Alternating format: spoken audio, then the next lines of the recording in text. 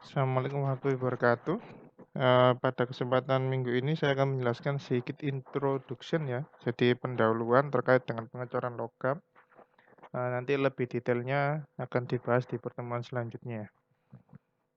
Jadi proses pengecoran atau yang disebut dengan casting adalah salah satu teknik dalam pembuatan produk, di mana nantinya logam itu akan dicairkan. Jadi seperti gambar ini, jadi logam nantinya akan di-melting, dicairkan di dalam tungku peleburan, kemudian nantinya akan dituangkan ke dalam rongga cetakan, yang serupa dengan bentuk asli. Jadi cetakannya itu adalah berbentuk seperti, produk, eee, dari yang kita inginkan.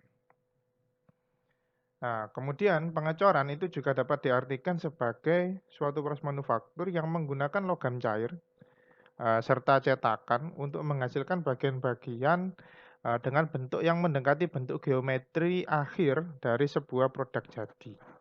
Jadi kalau digambarkan sebuah pengecoran itu nantinya jadi yang biru ini adalah, cairan logam, jadi logamnya nanti dicairkan dulu, kemudian selanjutnya akan dibawa oleh ini, pembawa logam cairan atau di pengecoran disebut dengan ladel. Kemudian nanti cairan logam ini akan dimasukkan ke dalam, cetakan, di mana cetakannya ini berbentuk sesuai dengan produk jadi yang kita inginkan. Nah, kemudian nanti detail terkait dengan bagaimana itu cetakan, apa itu cetakan, nah nanti akan kita bahas di, eee, pertemuan selanjutnya. Jadi secara garis besar, berdasarkan dari umur cetakan itu sendiri, ada 2 macam, model pengecoran. Jadi ada yang, pengecoran dengan menggunakan expandable mold. Jadi expandable mold ini pengecorannya itu dilakukan dengan cetakan yang hanya sekali pakai. Jadi catatannya, cetakan yang digunakan sekali pakai buang. Jadi tidak bisa digunakan berulang. Kemudian ada yang model pengecoran menggunakan permanent mold atau cetakan permanen. Di mana kalau pakai cetakan permanen, kita bisa melakukan pengecoran berulang kali dengan cetakan yang sama. Nah, ini adalah contohnya. Jadi contoh dari expandable mold yang bisa kita jumpai adalah, penggunaan cetakan dari pasir atau yang disebut dengan sand casting. Kemudian kalau permanent mold itu biasanya cetakannya, cetakan untuk pengecorannya itu terbuat dari bahan logam, di mana tentunya, titik cair atau melting point dari, logam yang dibuat untuk cetakan, itu lebih tinggi daripada, melting point material yang akan dicetak. Nah, syaratnya itu kalau, pakai permanent mold, tapi nanti detailnya yang kita bahas, selanjutnya. Nah, kemudian dalam proses peleburan atau pencairan logam, eee, itu adalah tahapan yang terpenting sebelum dilakukannya proses pengecoran. Karena ya tadi, tahapan awal dari proses pengecoran adalah mencairkan logam itu sendiri. Jadi logam itu harus dicairkan. Nah, apa saja yang dicairkan, ya itu tidak hanya logam satu, misalkan itu besi, fero tok, nggak mungkin. Atau misalkan tembaga, tembaga tok. Nah, itu nggak mungkin. Jadi, material yang dilebur itu yang pertama logam serta unsur paduan. Jadi jarang, logam yang dilebur itu tunggal. Jadi pasti ada unsur paduannya. Kemudian ada yang namanya flux. Flux ini adalah senyawa inorganik yang berfungsi membersihkan logam cair dari gas-gas maupun kotoran impurity. Jadi kotoran yang, masuk pada saat pengecoran, di mana kotoran ini nanti terlarut dengan, cairan logam. Jadi supaya, nantinya, cairan ini itu bersih dari yang namanya kotoran yang terlarut, maka dibutuhkan namanya, senyawa yang disebut dengan flux. Kemudian ada juga, eee, unsur pembentuk teraknya. Nah, itu juga nanti dimasukkan di dalam, tungku peleburan logam. Ya, ada beberapa macam jenis, untuk tungku peleburan logam.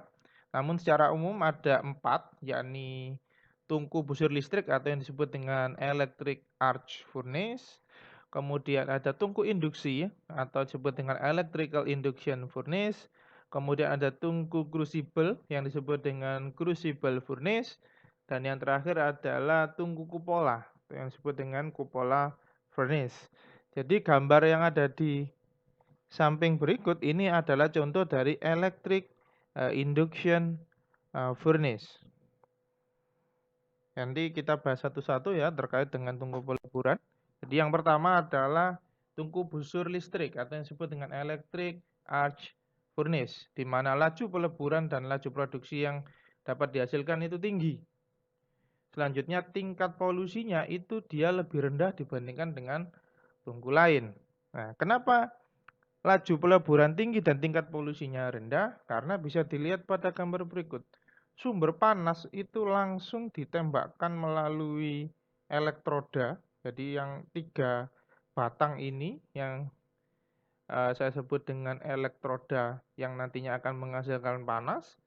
Kemudian panas dari elektroda ini yang nantinya akan mencairkan logam di dalam tungku.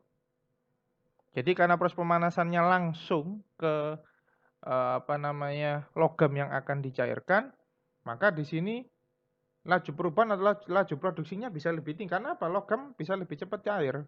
Karena dia langsung didekatkan ke sumber panas. Nah, tingkat polusinya rendah karena di sini tidak terjadi tidak dilakukannya pembakaran luar. Jadi pembakaran itu dilakukan di dalam tungku. Karena pembakaran dilakukan di dalam tungku, maka tingkat polusinya itu lebih rendah daripada pembakarannya dilakukan di luar tungku. Kemudian dia memiliki kemampuan menahan logam cair pada temperatur tertentu untuk jangka waktu lama. Jadi maksudnya di sini logam cair ketika dia berada di luar tungku nanti dia akan lebih cepat untuk memadat. Nah, di dalam tungku busur listrik atau electric arc furnace kita bisa menahan temperatur atau mengkontrol temperatur leleh atau melting point dari logam itu untuk waktu lama sehingga kita bisa bebas untuk menambahkan paduan logam sebelum nantinya cairan logam cair ini nantinya akan ditransfer ke ladel, selanjutnya akan dilakukan pencetakan. Jadi keuntungannya itu. Karena kan kalau dia berupa pengontrolan secara elektrik ini, maka pengontrolan suhunya jauh lebih mudah. Nah, makanya di sini dikatakan kita bisa menahan temperatur meltingnya atau temperatur cairnya dalam jangka waktu yang lama. Nah, ini contoh dari tungku busur listrik atau electric arc furnace. Jadi gambarnya seperti ini. Jadi yang 2 ini adalah elektrodanya. Jadi sumber panas dari tungku furnace yang ada di bawah ini berasal dari 2 elektroda ini. Jadi elektroda ini nantinya akan dimasukkan ke dalam lubang. Nah, ini lubang tungku electric furnace. Kemudian nanti cairan di dalam tungku nantinya akan meleleh.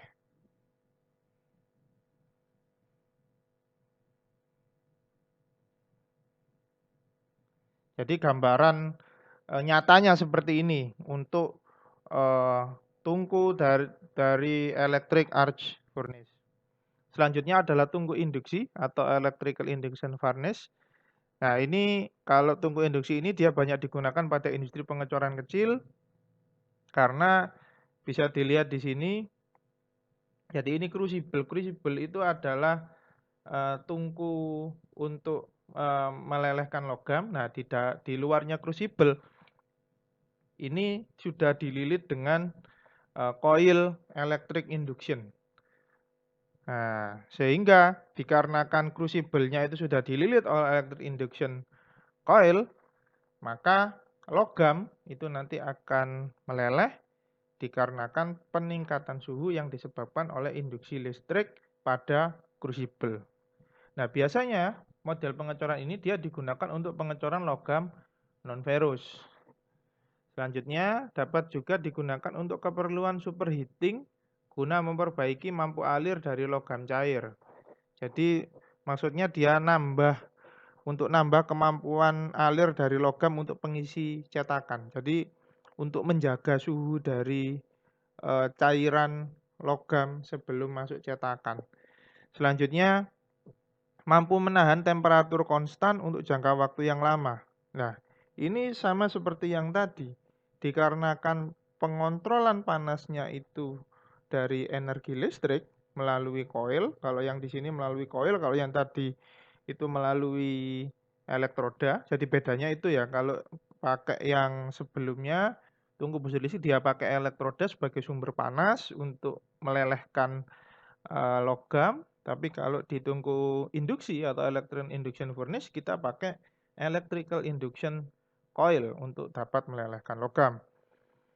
Nah, dikarenakan keduanya itu pakai energi listrik, mereka sama-sama bisa dilakukan controlling terhadap temperatur tetap.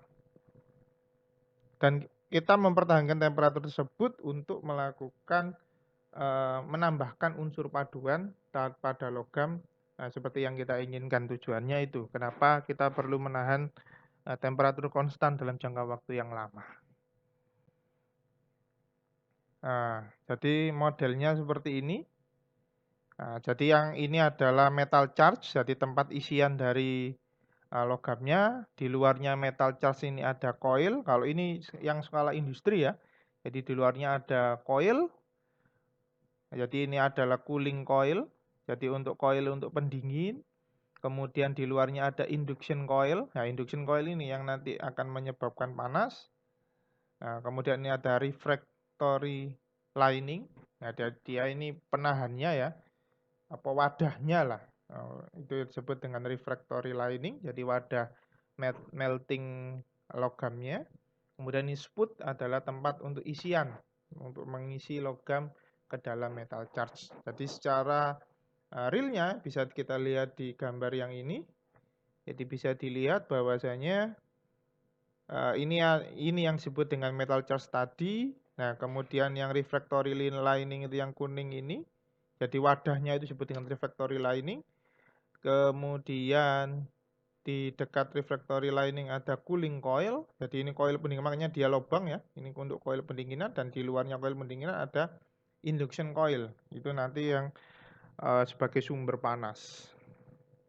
Jadi ya model realnya di lapangan seperti ini untuk tungku induksi.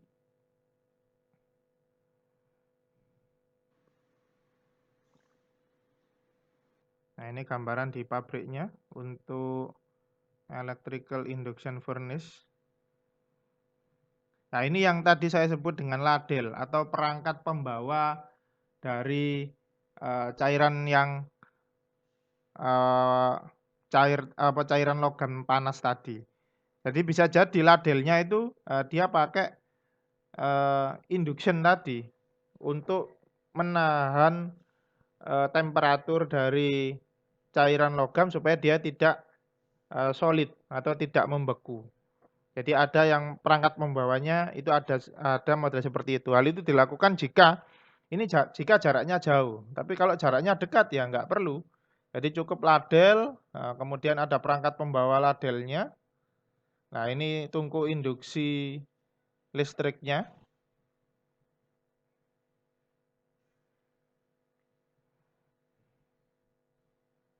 Nah, di model tungku induksi listriknya seperti ini. Nah, kemudian nanti dari ladel baru dimasukkan ke dalam cetakan. Nah, ini model cetakannya. Nah, kebetulan kalau yang di video ini dia pakai permanent mold ya. Kalau yang ini pakai sand casting. Jadi yang luarnya ini memang besi, tapi di dalamnya ini adalah pasir lah. Modelnya kayak gini. Nah, ini perangkat pembawa atau ladel yang ukuran kecil.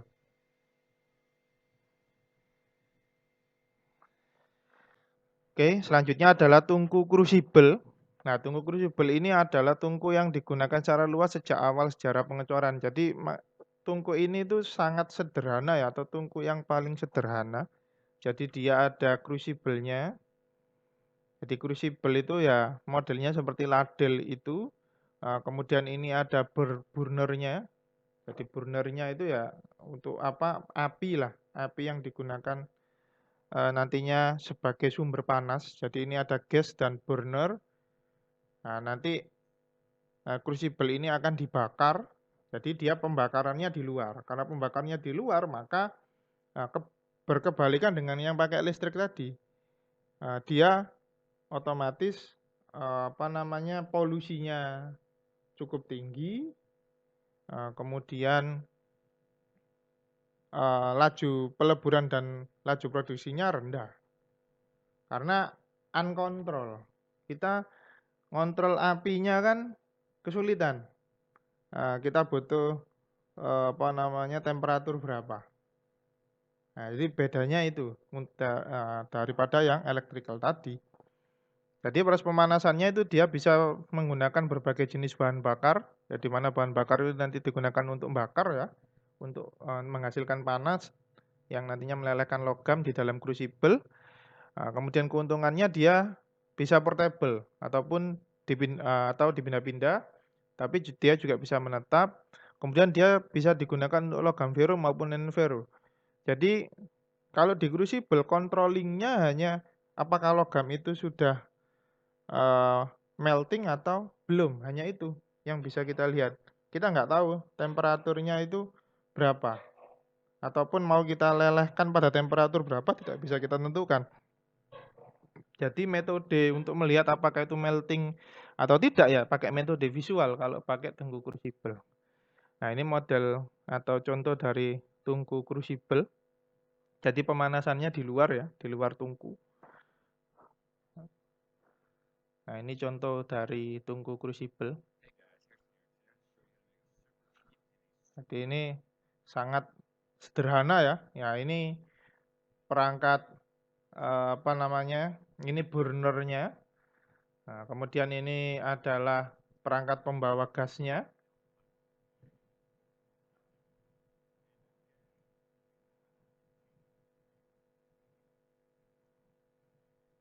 Nah, ini gasnya, kemudian itu tadi burnernya.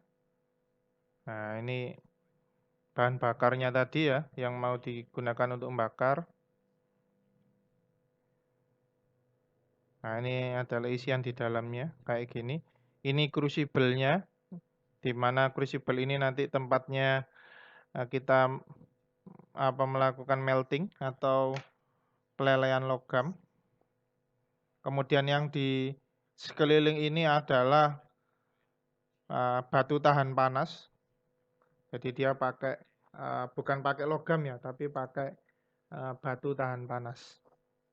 Ini hampir sama dengan yang dipakai di lab. Lab kita itu cuma kalau yang di lab kita itu dia pakai induksi listrik untuk panasnya.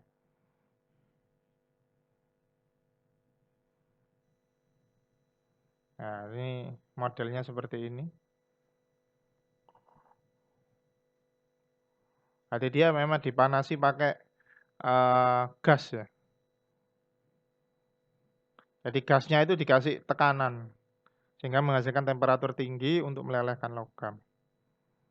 Ini yang model yang paling sederhana. Ini crucible-nya diangkat atau ladelnya. Nah, yang di atas ini yang disendoi ini adalah kotorannya. Nah, kemudian dilakukan pencetakan.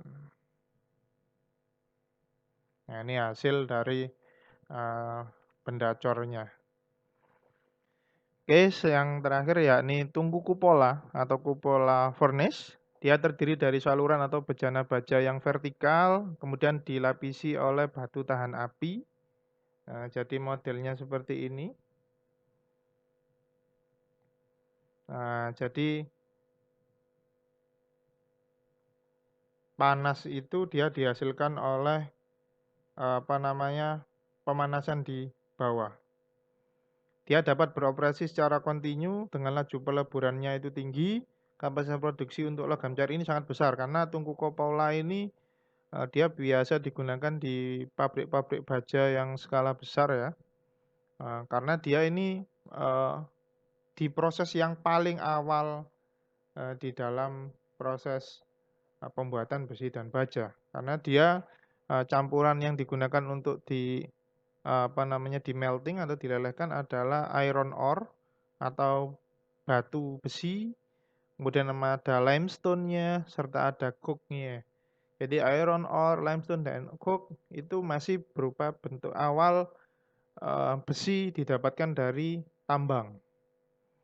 Kemudian dipanaskan, kemudian diberikan aliran udara panas juga di dalam dapur.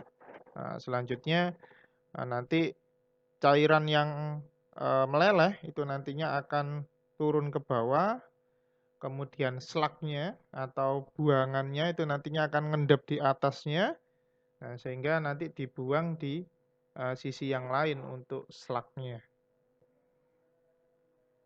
Jadi modelnya seperti ini ya. Jadi pengisian dari logamnya itu di atas. Jadi raw material atau material mentahnya itu dari atas.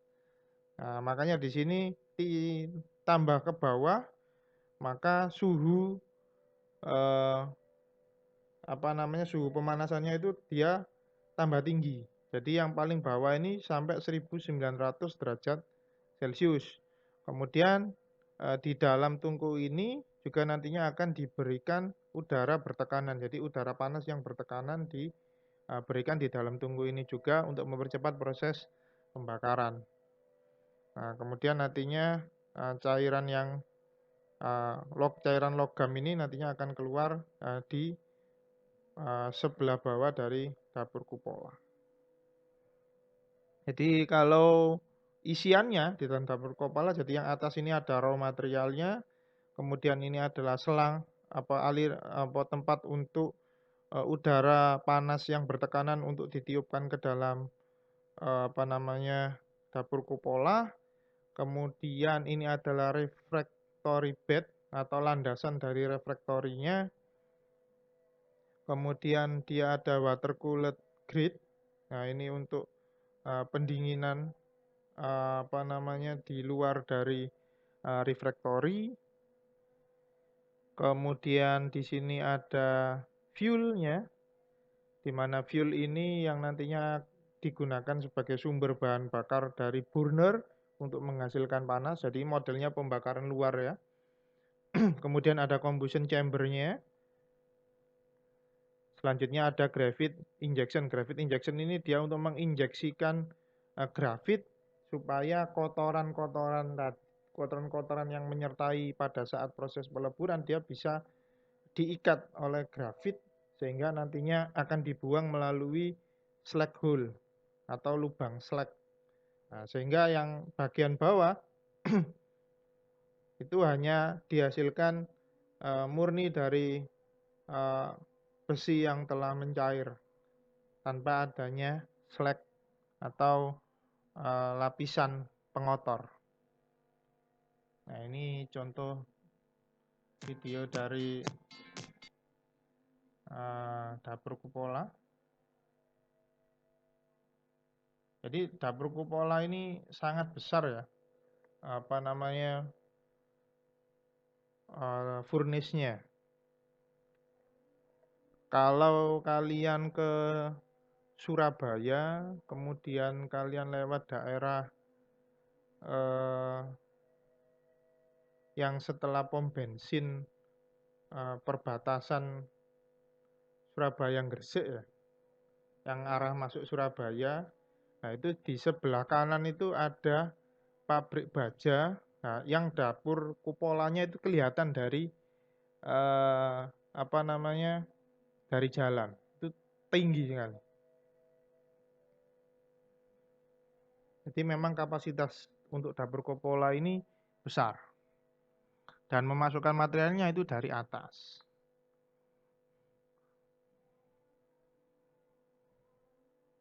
Di modelnya gini ya.